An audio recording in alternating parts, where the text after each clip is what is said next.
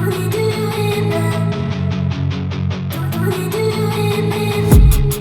been dreaming on in my head like I've seen it, a life worth living. Semuanya. Oke, jadi pada sore hari ini kita kasih sesi kesempatan untuk ngobrolin tentang bagaimana cara memimpin. Memimpin di kebun bukanlah bukan tidak harus pakai seni, harus punya seni tersendiri.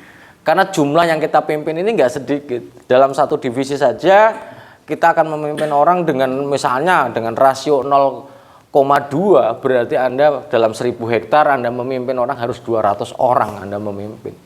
Disinilah perlu seni untuk memimpin orang supaya bahwa goal atau target dari divisi itu akan dapat. Ketika Anda overstrength, terlalu keras terhadap karyawan kita, bisa jadi bahwa goalnya akan meleset. Sehingga kalau di breakdown dalam bagaimana menjadi seorang pemimpin di perkebunan, yang pertama itu syaratnya harus cerdas. Karena bahwa ketika kita memimpin orang, ketika kita nggak cerdas, maka bahwa bawahan kita tidak akan menemukan jawaban atas masalah dia. Bagaimana kita menjadi pemimpin kalau ujung-ujungnya kita penyemprotan gini, jawabannya cuma satu biasanya kalau nggak cerdas, atur aja. Selalu seperti itu. Kemudian ketika kita sudah cerdas, ketika di masa Anda belajar seperti ini, harus bekerja keras, tahu sistem prosedur yang benar seperti apa, baru nanti kita akan menjadi orang-orang yang cerdas dalam memimpin. Begitu yang pertama cerdas sudah lewat, berarti kita perlu bagaimana mengetahui cara mendekati karyawan. Setiap karyawan pendekatannya lain-lain. Tidak harus ada orang kerja di situ kita tunggui seperti ini. Karena bahwa rata-rata karyawan kita ketika kita tunggui justru malah jadi GR. Malah jadi kerjanya nggak karuan dan sebagainya. Maka perlu pendekatan secara personal kepada karyawan kita. Kita punya mandor juga banyak. Bagaimana seni kita mengatur mandor-mandor itu. Karena jangan sampai bahwa kita dikenal menjadi pemimpin yang hanya keras saja, tapi tidak peduli. Sehingga syarat yang kedua setelah cerdas adalah kita harus menjadi orang yang peduli. Ketika kita memimpin orang dengan cara yang dipedulikan, maka orang itu pasti, karyawan kita juga akan peduli dengan kita. Akan care juga dengan target-target divisi juga. Dan yang selanjutnya adalah setelah cerdas, peduli, dan yang paling penting adalah bahwa kita ini orang lapangan. Anda calon pemimpin yang di lapangan, tidak bisa menyelesaikan masalah hanya di belakang mejamu saja, itu nggak bisa. Itu. Tapi adalah ketemu di lapangan. Jangan hanya percaya kepada hanya informasi saja. Informasi kita terima, tapi pengecekan di lapangan penting untuk kita lakukan. Kalau tidak, yang terjadi hanya katanya saja. Aryo misalnya punya mata-mata banyak katanya saja, sementara Aryo ini ternyata karyawan yang suka mengadu domba, akan menjadi masalah. Maka syarat yang ketiga menjadi pemimpin adalah bagaimana menyelesaikan masalah di lapangan, ya kita tentukan di lapangan. Jangan sampai kita menjadi asisten yang hanya seperti jelangkung, pulang nggak dijemput, datang nggak dijemput, pulang nggak diantar. Itu. Jadi cuma ngilang-ngilang saja, nggak karuan kerjanya, goalnya pasti nggak dapat. Mungkin itu permulaan ngobrol santai, tenang aja, santai aja. Ini nggak ada endorse. Ini endorse nggak sih?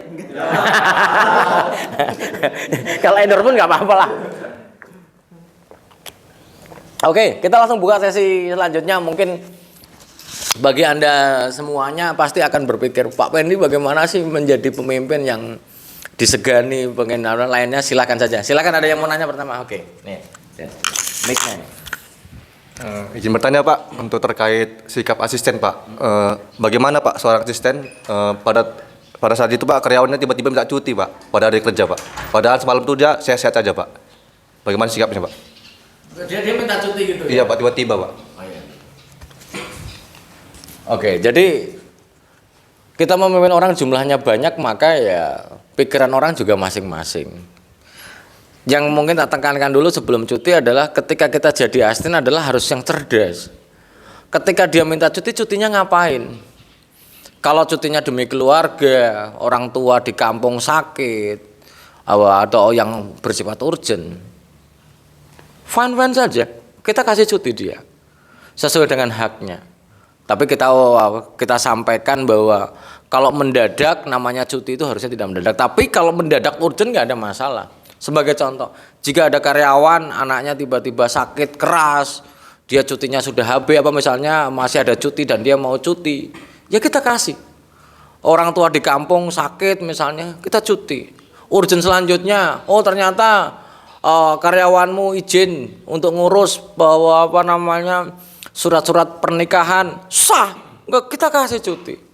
Itu adalah bagian dari kepedulian kita. Tapi kita harus tandai, jangan sampai ada orang-orang yang karyawan kita yang cuti pada hari-hari tertentu. Terkadang ada orang yang mau mencari tambahan sampingan dengan cara bahwa dia akan cuti pada hari-hari tertentu. Di Simpang ada pajakan, dia cuti itu. Atau bahkan melarikan diri jam ini, kita juga harus harus peduli terhadap hal-hal yang seperti itu. Maka ada skala prioritas yang harus kita terapkan kepada karyawan kita. Kalau memang urgent, fine.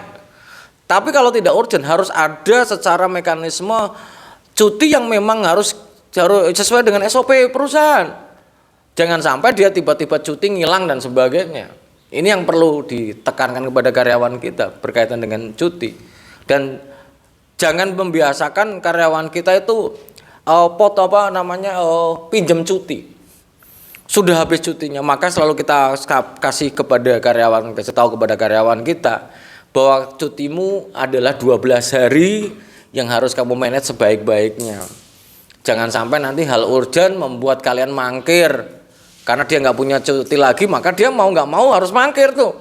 Maka akan mengurangi hakmu dan akan menodai nilai pekerjaanmu yang sebenarnya kamu baik, gara-gara mangkir jadi nggak baik. Seperti itu. Jadi harus ada skala prioritasnya seperti itu. Ada juga berkaitan dengan sakit, Dan ada orang-orang tertentu yang kadang-kadang bohong kepada kita seolah-olah pucat. Itu pakai makeup berwarna putih agak hijau-hijau dikit pucat. Padahal dia cuma pengen pergi aja. Maka ikuti mekanisme sakit di perusahaan jelas. Dia sakit minta surat berobat ke klinik dan dia harus standby. Standby walaupun tidak kerja, paling tidak dia istirahat yang terlihat. Jangan sampai dia cuti sakit tidak berobat tapi di rumah saja. Mungkin saja dia pergi. Maka harus ikuti standar operasional prosedur yang ada di perusahaan. Mungkin sih itu yang dapat saya jelaskan. Oke, selanjutnya silakan. Izin bertanya Pak, mengingat bahwasanya kami nanti akan memegang sebuah divisi kan Pak, dan tentunya karyawan yang akan kami pimpin itu umurnya sangat bervariasi, bahkan cenderung sudah banyak yang sudah tua Pak. Nah, bagaimana sih Pak cara kami nanti untuk membangun teamwork di divisi kami itu Pak? Karena sudah barang tentu ketika teamworknya jalan, pasti juga target-target akan bisa dicapai Pak. Terima kasih Pak. Ini pertanyaan yang bagus nih, karena memang rata-rata mandor-mandor kita sudah seperti bapakmu ya umurnya. Yang mana bahwa paradigma perkebunan di milenial sekarang mungkin sudah jauh berbeda. Zaman lama setiap karyawan semua panggil namanya. Walaupun dia sudah 50 tahun, Drone, sini kok. Itu paradigma lama yang sekarang sudah bergeser. Tidak akan mengurangi marwahmu menjadi seorang asisten ketika kamu harus manggil Mas. Itu memanggil Pak itu juga akan enggak mengurangi marwahmu, juga enggak. Semuanya kau akan tertutupi dengan kecerdasan dan kepedulianmu terhadap memimpin orang itu. Maka jangan panggil orang tua, Pendi. Jangan. Mas, sini dulu. Walaupun dia agak tua, panggil Mas juga pasti akan respon terhadap kita. Karena kadang-kadang di suatu wilayah ketika dipanggil namanya saja, maka dia akan menyakiti hati nurani. Ini kurang ajar nih asisten yang baru cenger lahir kok sudah hanya manggil namanya saja. Tapi lama-lama ketika kita sudah kenal baik, interpersonalnya kita udah sama mengenal, kemudian memanggil nama ya lama-lama nggak apa-apa. Artinya di saat pertama kali Anda berkiprah di perkebunan nggak ada salahnya. Dan ingat bahwa itu tidak akan mengurangi marwahmu untuk menjadi seorang asisten. Memang kalau di dalam paradigma lama memang ada mengatakan harus panggil namanya supaya dia itu bahwa dia itu seorang karyawan itu. Tapi kalau bagi saya pribadi dalam memimpin panggil Mas, panggil Bang, adalah hal yang lumrah. Karena itu tidak akan mengurangi sekali lagi tidak akan mengurangi marwahmu menjadi seorang asisten. Ada bapak-bapak tua yang bentar lagi pensiun ya panggil namanya misalnya. Atau kita manggil yang cara yang lebih lembut lagi itu adalah seandainya dia mandor ya kita panggil. Pak Mandor, bentar. Karena memanggil Dor sama Pak Mandor bentar. Itu mungkin dikira bahwa hal-hal yang sama. Tapi beda. Perasaan mereka itu beda, apalagi udah tua bentar lagi pensiun. Itu walaupun nanti mandor satu, tolong bentar. Memang jabatannya mandor satu atau Pak satu juga nggak masalah. Itu jadi bagaimana kita menghargai dengan cara dia memanggil. Dan sekali lagi biasakan memanggil orang itu tidak menggunakan cara yang tidak tepat. Contohnya, hei, sekali lagi itu perkebunan lama. Itu misalnya Pak Mandor, bentar Pak Mandor, panggil aja, nggak panggil. Hei, dulu pernah loh ada yang manggil itu, Di, kan nggak say gitu di dalam memimpin seperti itu. Bahwa ini orang ini pasti tenaga sepele orangnya kok, padahal kita nggak boleh menyepelekan orang itu gitu loh. Hei sini Den, coba kalau perasaanmu gimana sih Ji? Jut kan sakit hati itu misalnya bentar sini itu artinya sekali lagi tidak akan mengurangi marwahmu, semuanya akan tertutupi oleh kepedulianmu dan kecerdasanmu dalam memimpin itu saja sih. Oke, yang selanjutnya silakan. Izin bertanya Pak. Udah disetting nggak? Bukan Pak. Enggak Pak, nanti dikira settingan ini. Izin Pak, melanjutkan pertanyaan dari Pak Ian tadi Pak. Untuk kita yang masih baru, terbilang muda dan minim pengalaman itu Pak, seperti yang Bapak sampaikan, sebaliknya Pak, bagaimana menyikapi karyawan yang terlalu anggap remeh dengan kita Pak? Seperti itu Pak. Oke. Terima kasih. Ada juga yang karyawan-karyawan mencoba menganggap remeh di pertama kali Anda kerja juga pasti ada. Tapi dengan kinerjamu yang karakteristik dasar planner yang tidak pernah telat, bahwa perkataan asisten itu adalah instruksi, harus mereka terima. Kalau misalnya remeh sama kamu karena belum tahu kemampuanmu, maka tunjukkan kepada dia bahwa kamu itu berkemampuan ini. Itu misalnya dia mandor semprot, ini dulu seperti ini Pak, bahwa ini lah, sementara para notabene bahwa Anda sudah diajari dengan sangat detail. Ini seperti ini nggak mati nih Mas, lebih bagus efektif seperti ini, coba seperti ini. Maka tunjuk dengan adanya waktu kita bekerja dengan semakin lama, secara otomatis pasti kita yang lebih paham pastinya. Tapi kalau dianggap remeh kemudian kamu malah tambah lemah, tambah bermasalah ini. Tapi tunjukkan kepada orang-orang yang meremehkan kita, termasuk pimpinan kita. Nggak, asisten cemennya ini. Tunjukkan bahwa kita tuh mampu. Itu. Tampilnya ketika Pendi dulu dengan berat badan 39 kilo. Apakah mampu bertahan di Sumsel waktu itu buka hutan itu? Ya semuanya aku tunjukkan. Terbuka semuanya dan baik-baik saja. Tidak ada yang menganggap remeh akhirnya. Itu loh. Jadi jangan ketika dianggap remeh sama karyawan, kita tunjukkan. Sekali lagi lu yang memimpin nih. Dan kembali lagi ke syarat yang pertama, pemimpin harus cerdas. Cerdas dalam memimpin. Kemudian mungkin dia nggak tahu juga bahwa kita orang yang peduli.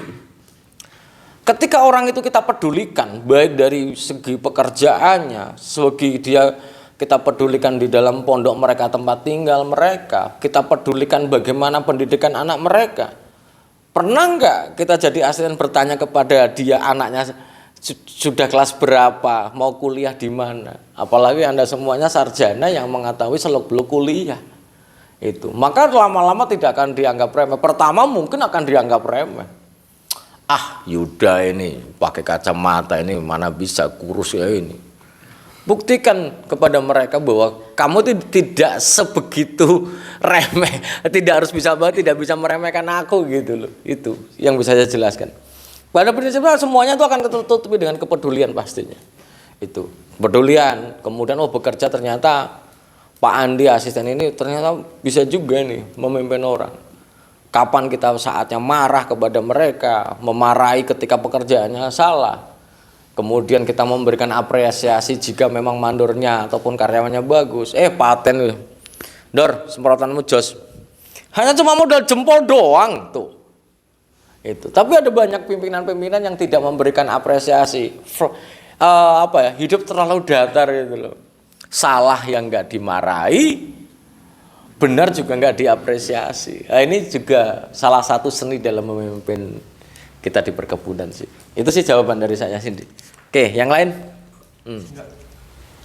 Ini balik kita rubah nih dari sono tuh. Wah ini dikira nanti settingan. Siapa? Nanti settingan loh. Siapa? Ini Pak, terkait bagaimana cara melakukan pendekatan personal tadi, padahal di perkebunan juga ada aturan untuk tidak terlalu dekat dengan karyawan Pak. Ini kayak menjaga jarak antara staf dengan karyawan. Itu caranya seperti apa agar tidak melampaui batas terlalu dekat? Terima kasih Pak. Karena di dalam sistem perkebunan itu ada kode etik perkebunan itu ada. Artinya tidak terlalu dekat itu gini. Jangan sampai kita itu tergantung sama mereka yang kita harus membalas budi kepada mereka.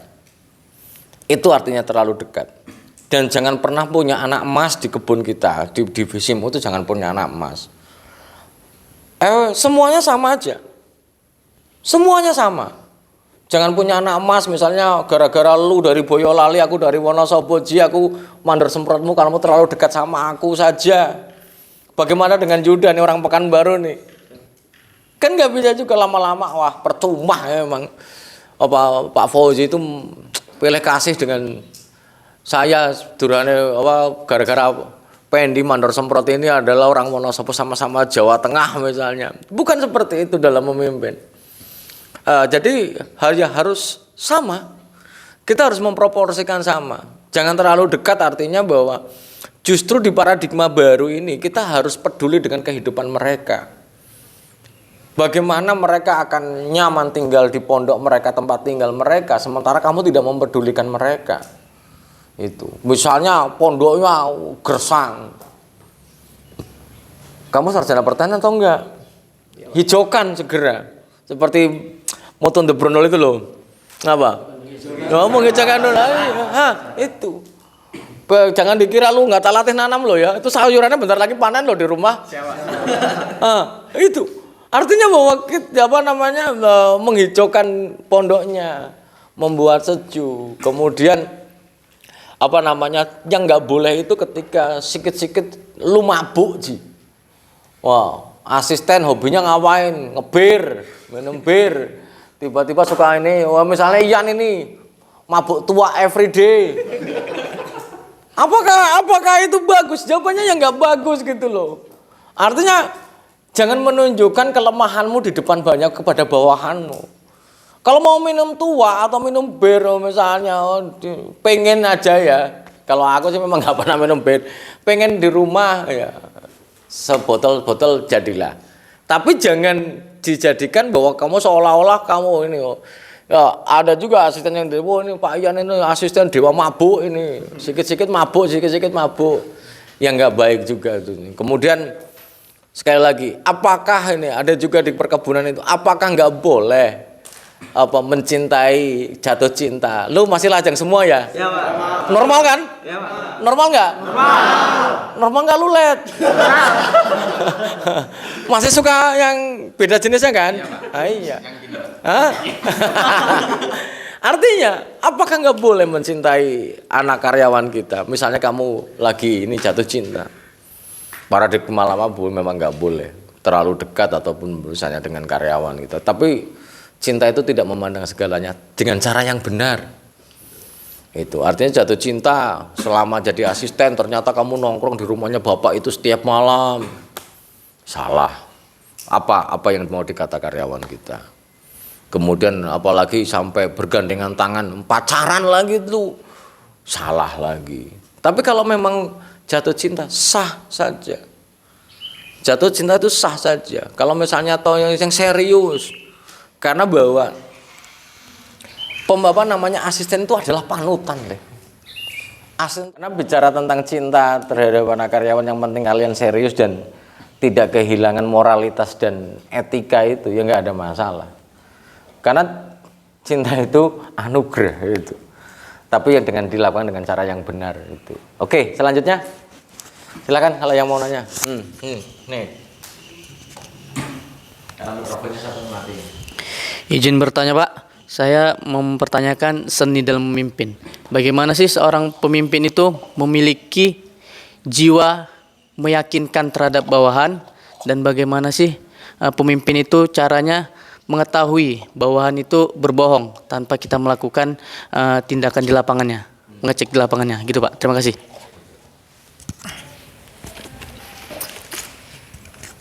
Jadi seperti yang saya pernah ajarkan sama Anda semuanya, salah satu ketika bagaimana Anda itu bisa dipercayai dan mudah didengarkan oleh karyawan kita, itu ada beberapa hal. Yang pertama adalah belajar tentang milih kata. Kalau lu memimpin orang itu harus belajar kata-katanya dulu. Itu dengan menggunakan kata-kata yang mudah dimengerti. Jangan menggunakan, kamu seorang sarjana menggunakan bahasa yang sok kimiawi, itu nggak tahu mereka.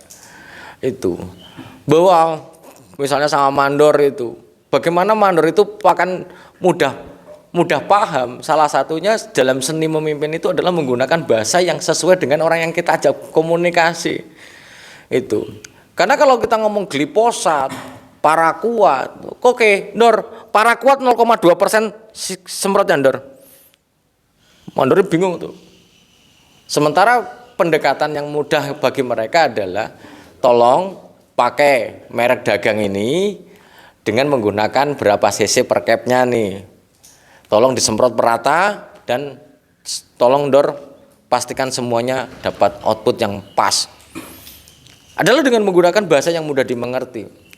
Yang selanjutnya adalah bagaimana seni kita memimpin juga mudah dipahami. Yang selanjutnya adalah intonasi. Bagaimana kita memimpin orang karyawan kita, sementara karyawan kita melihat Anda itu seperti kalau ngomong kayak kumur-kumur. Itu kumur-kumur. Pak, orang nggak akan yakin dengan apa yang Anda sampaikan. Maka bahwa di dalam artikulasi kata itu atau penekanan kata itu pas, maka orang akan mendengarkan. Dan yang paling penting bahwa asisten ataupun calon pemimpin di perkebunan adalah jangan menjadi seorang orang yang harus belajar public speaking. Gunakan tanganmu untuk meyakinkanmu itu. Gerakan tubuhmu itu akan meyakinkanmu. Misalnya ini mandor panennya, Dor, tolong Dor, buah mentahmu itu banyak. Coba kau tekan lagi buah mentahmu. Akan beda ceritanya bagaimana dia akan yakin. Pak Mandor, kamu mandor panen, buah mentahmu banyak ya. Bisa kamu atur enggak? Dalam hatinya Fauzi, mandor panen itu siap, nggak bisa mesti. Itu udah jelas nggak mesti itu. Makanya kita memimpin juga harus punya seni itu. Yud, kamu selesaikan Yud, blok yang kemarin Yud, B15 itu, yang sebelah sini nyemprotnya kayak panu Yud. Coba kau cek lagi itu karyawan umum.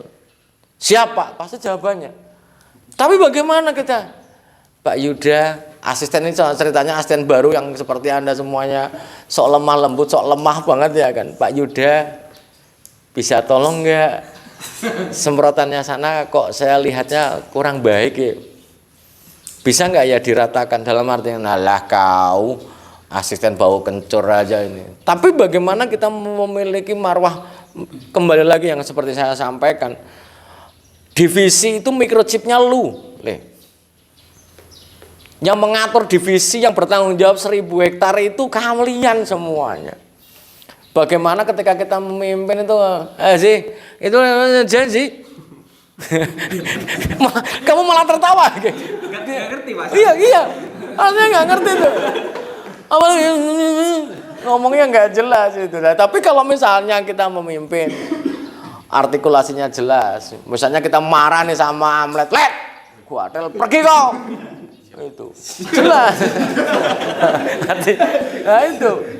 Lah dalam memimpin apa? Dalam memimpin juga nggak perlu bermulut sampah, juga nggak perlu. Namanya marah kadang-kadang yang lepas kendali ya wajar. Tapi tidak harus mengeluarkan apa sampahmu, keluarkan semuanya juga tidak. Nah ini salah satu bagaimana orang itu akan percaya sama kalian. Seperti nggak jauh-jauh yang seperti yang selalu saya bilang. Bagaimana ketika kita memimpin orang itu seolah-olah harus percaya sama kita nih. Itu. Apa yang terjadi jika memang artikulasi salah? Bahasamu salah, kata-katamu salah, penekanan nggak jelas. Apalagi gaya bicaramu aja nggak pas. Sebagai contoh, apa yang terjadi seorang wanita ditembak dengan cara, "Dek, I love you." Coba. Itu kan harusnya nggak kayak gitu. Harusnya, "Dek, I love you. Mau nggak jadi pacarku?" Kan gitu ya. Itulah meyakinkan orang. Itu. Tapi bagaimana, "Dek, I love you." Harus mau. Loh, kan salah itu. Bagaimana lah? Termasuk kita memimpin di divisi juga harus seperti itu loh.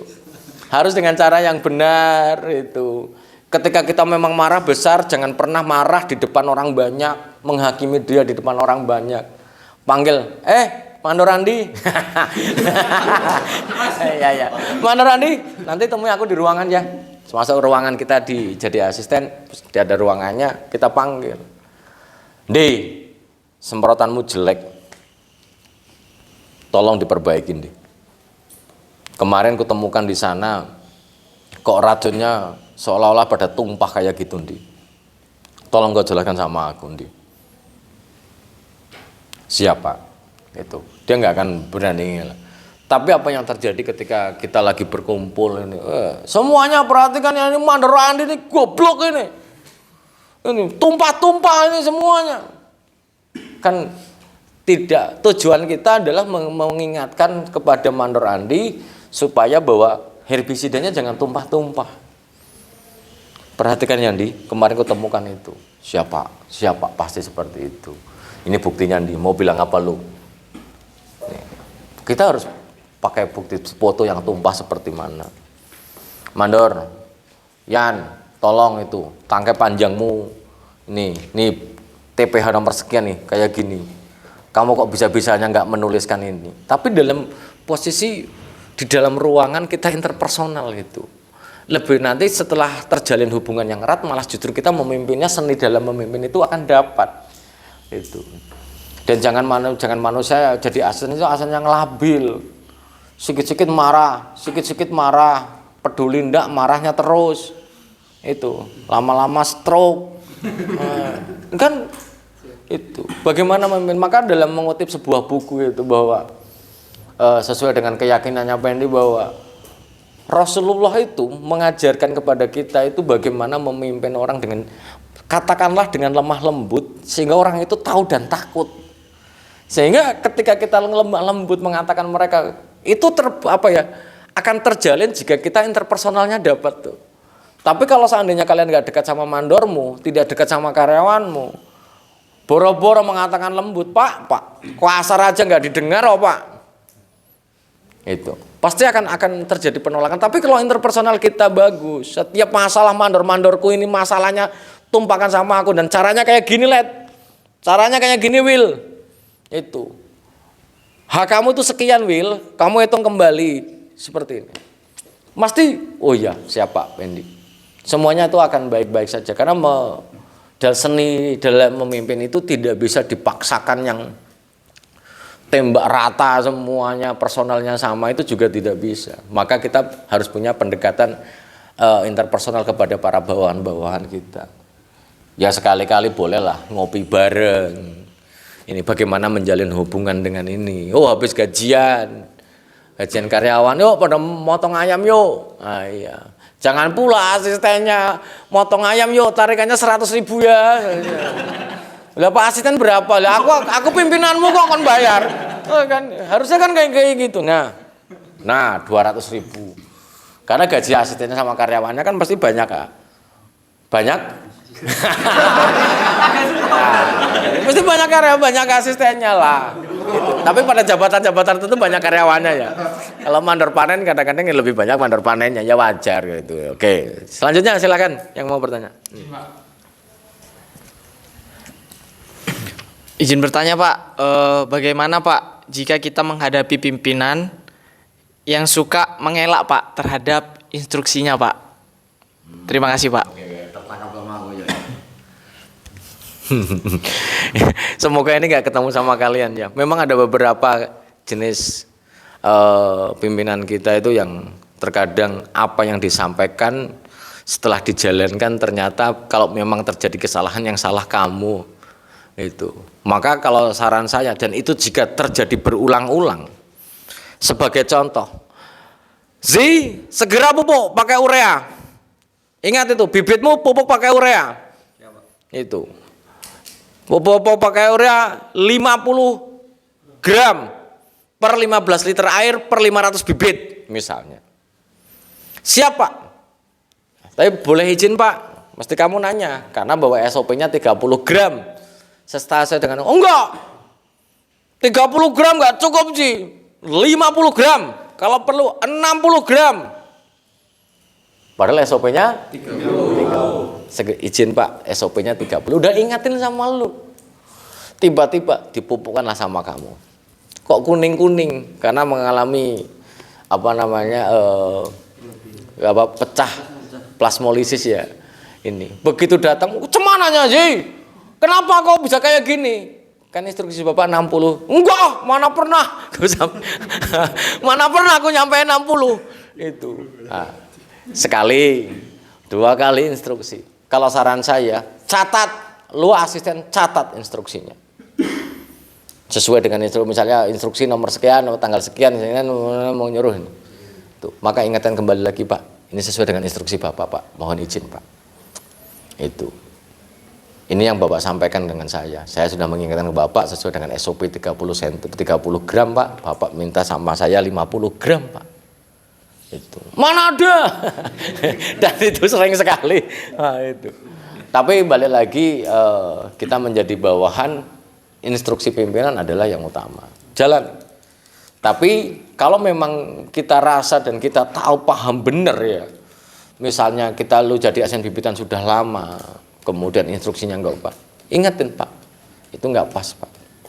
Maka kalau saran saya ketika pimpinannya suka baling ya, kalau bahasanya Ben itu suka baling ini, instruksinya A dia enggak ngaku, instruksinya B enggak ngaku, maka catat itu. Bahkan ada beberapa kasus di perkebunan itu sampai asisten itu bikin catatan yang ditandatangani untuk menandatangani surat instruksi. Ada. Sebenarnya itu tidak perlu terjadi jika memang sama-sama di lapangan, dan kita sering berdiskusi. Di dalam era perkebunan di milenial seperti ini, komunikasi itu sangat penting. Jangan sampai bahwa memimpin itu hanya sekedar harus gini. Kalau ada yang lebih efisien, kenapa? Itu. Karena bahwa standar operasional prosedur adalah sesuatu yang sudah diyakini menjadi standar yang harus dijalankan di sebuah perkebunan. Namun SOP ini bisa bergeser jika memang ada yang lebih baik pastinya. Itu makanya ketika menjadi asisten biar tidak terlalu hidupmu tidak terlalu monoton adalah Anda harus punya kayak percobaan, mini-mini percobaan yang namanya percobaan itu kecil yang nanti bisa diusulkan untuk dijadikan perbaikan yang lebih efisien ke depannya. Anda menemukan alat misalnya, sah-sah saja. Itu catat yo. Itu. Jangan pula kamu disalahkan yo nanti merajo, sakit hati. Seperti itu. Maka catat itu. Oke. Udah berapa menit kita ngobrol nih? Berapa menit Mas? 34 menit ya. Oke, 2 pertanyaan terakhir silakan. Izin Pak, masih terkait dengan pimpinan Pak. Bagaimana sih Pak sikap kita menyikapi pimpinan yang sukanya rapat Pak? Terima kasih. Padahal kita anak lapangan. Jadi misalnya Anda punya pimpinan yang kalau rapat itu seperti makan obat ya. Pagi rapat, siang rapat, sore rapat. Ya, cuman ya, aku bilang ya nikmati aja. Itu. Jadi memang apa ya, kita harus jalankan perintah itu. Tapi ingat bahwa pimpinan-pimpinan yang sukanya rapat adalah sebenarnya dia tidak di lapangan sebenarnya. Orang-orang yang suka rapat itu adalah orang-orang yang tidak suka di lapangan pada prinsipnya. Karena bahwa ketika kita orang lapangan, seorang asisten divisi itu secara proporsi 80% di lapangan, harusnya semuanya bisa diselesaikan di lapangan. Kalau sedikit-sedikit rapat lagi, kapan kamu akan ngawasi produksi, Ji? Kamu akan ngawasi pupuk, di? Itu. Padahal proporsinya sudah jelas. Maka ada yang perlu dirapatkan. Itu. Termasuk Anda juga menjadi asisten. Nanti baru masuk sedikit-sedikit rapat, sedikit-sedikit rapat. Karena bahwa balik-balik lagi, ketika kita ngerapat itu, mungkin rapat mingguan wajar. Itu setiap minggu kita rapat berkoordinasi mengenai target, mengenai banyak hal, itu hal yang sah-sah saja. Tapi kalau kayak minum obat 3 kali sehari rapat, itu mengapain? Itu karena bahwa bawahan Anda ketika Anda dirapatkan, dia juga harus punya tanggung jawab yang lain tuh. Itu. Misalnya ini mungkin misalnya seorang askep mengajak rapat asistennya setiap hari 3 kali itu. Asistennya apa nggak ngawasi pupuk? Apakah nggak mutu anca dan mutu buah lo?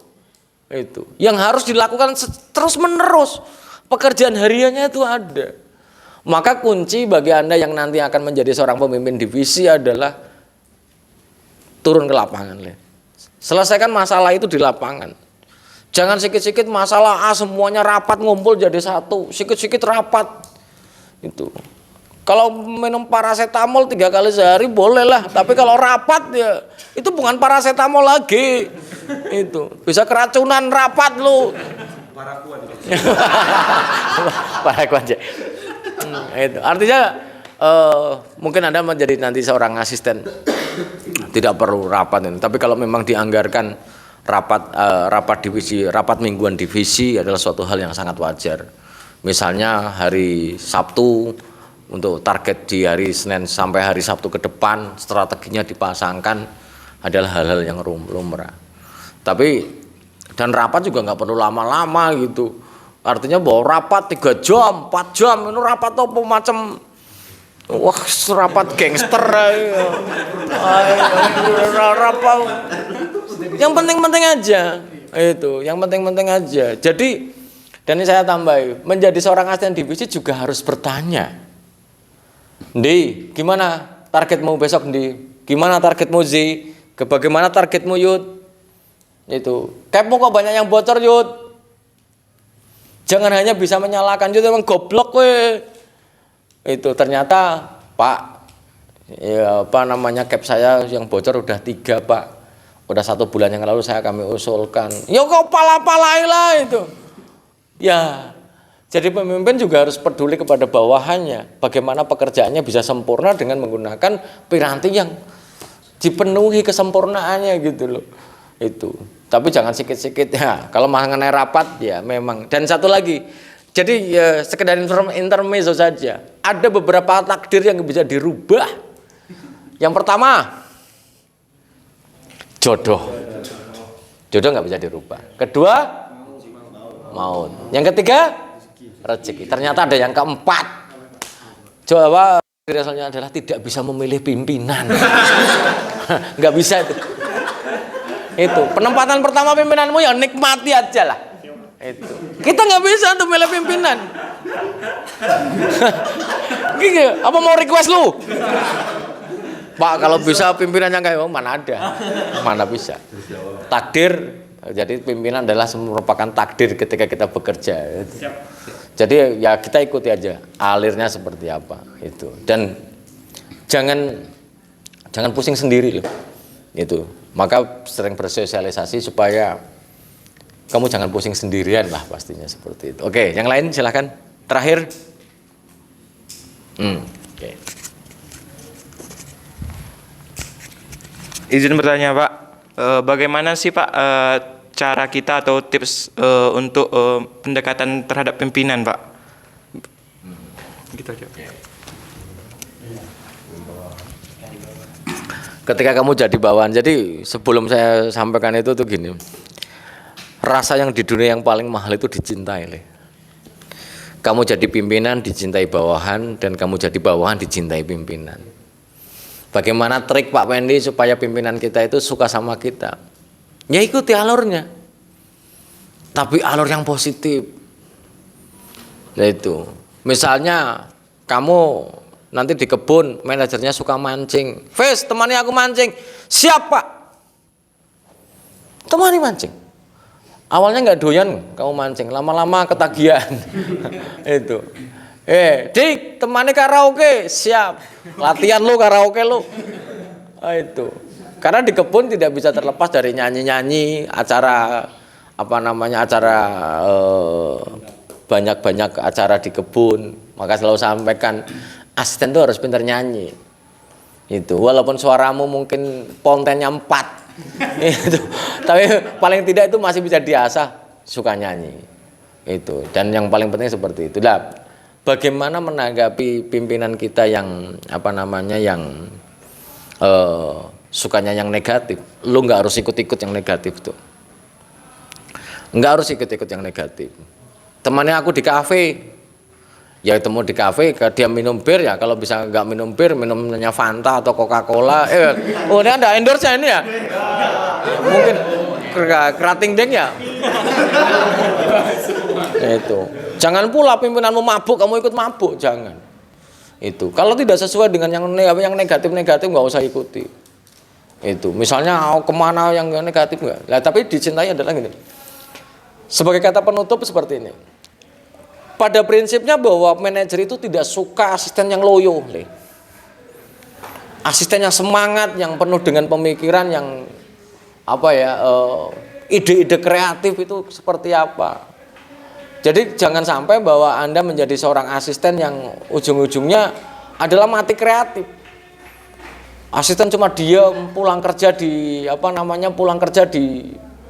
mes saja, di rumah saja dan sebagainya. Jangan. Tapi tunjukkan ada kamu itu orang yang kreatif gitu loh. Itu. Sukamu apa, hobinya apa, tunjukkan kreativitasnya. Dan punya seni.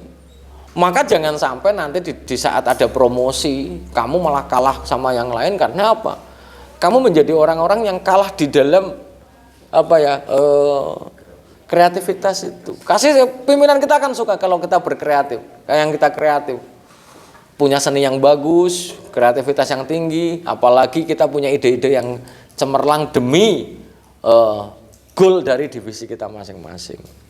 Jadi itu mungkin menutup untuk sekian dulu ya di part pertama. Nanti kita akan ngobrol santai tentang apa ya. Selanjutnya mau ngobrol tentang apa nih? Tentang keluarga ya. Itu tips memilih supaya betah di kebun. Oke, terima kasih. Selamat sore.